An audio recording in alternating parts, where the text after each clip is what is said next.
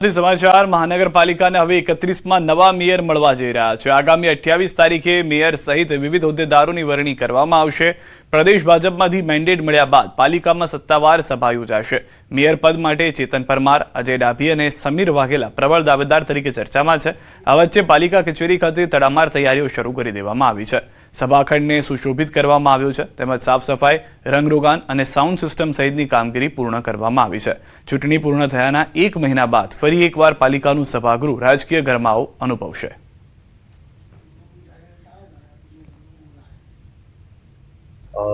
તમામ અમારી જેટલી પણ ઓફિસીસ છે, મેયર શ્રીની ઓફિસ, ડેપ્યુટી મેયર શ્રીની ઓફિસ, ચેરમેન શ્રીની ઓફિસ, નેતા દંડક એટલે પક્ષની ઓફિસ, કોંગ્રેસ પક્ષની ઓફિસ હોય અને ભારતીય જનતા પાર્ટી પક્ષની ઓફિસ હોય અને વિવિધ કમિટીઓની ઓફિસ છે।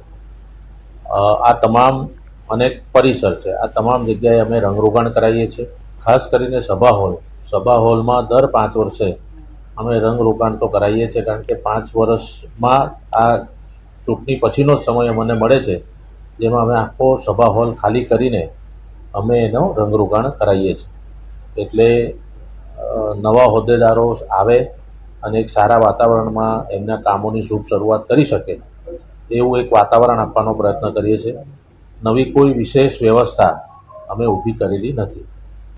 ટૂંક જ સમયમાં વડોદરા શહેરને તેના 31મા મેયર જે છે તે મળવા જઈ રહ્યા છે અને છેલ્લી ઘડીની જે તૈયારીઓ જે છે તે કરવામાં આવી રહી છે।